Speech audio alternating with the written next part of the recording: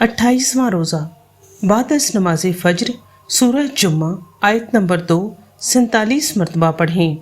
هو الذي بعث في الأميين رسولا منهم يتلو عليهم آياته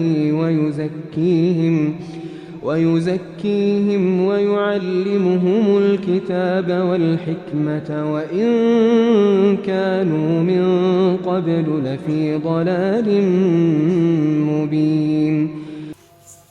بعد از نماز ظہر 7 سلام 17 مرتبہ پڑھیں۔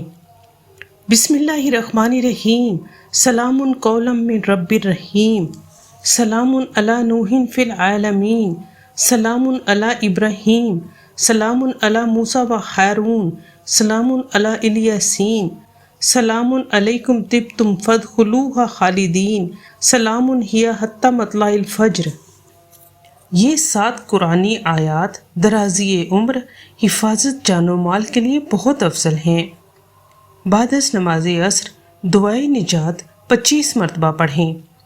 بسم اللہ الرحمن الرحیم، حسبنا اللہ و نعم الوکیل، علی اللہ توکلنا۔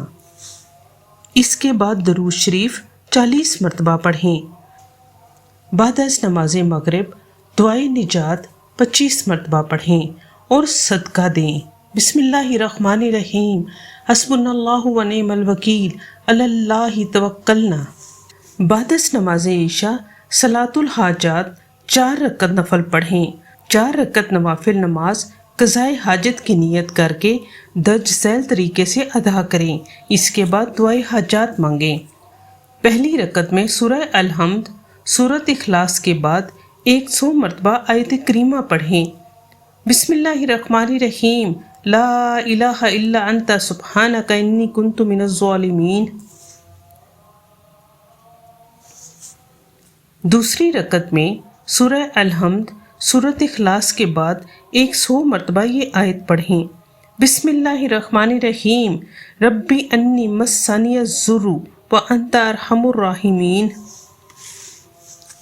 تیسری رکعت میں سورہ الحمد سورۃ اخلاص کے بعد 100 مرتبہ یہ آیت پڑھیں۔ بسم اللہ الرحمن الرحیم، وَفَوِّضُ أَمْرِي إِلَى اللَّهِ إِنَّ اللَّهَ بَصِيرٌ بِالْعِبَادِ۔ چوتھی رکعت میں سورہ الحمد سورۃ اخلاص کے بعد 100 مرتبہ یہ پڑھیں اور نماز ختم کر دیں۔ بسم اللہ الرحمن الرحیم، حسبنا اللہ و نعم الوکیل، نعم المولا و نعم النصیر۔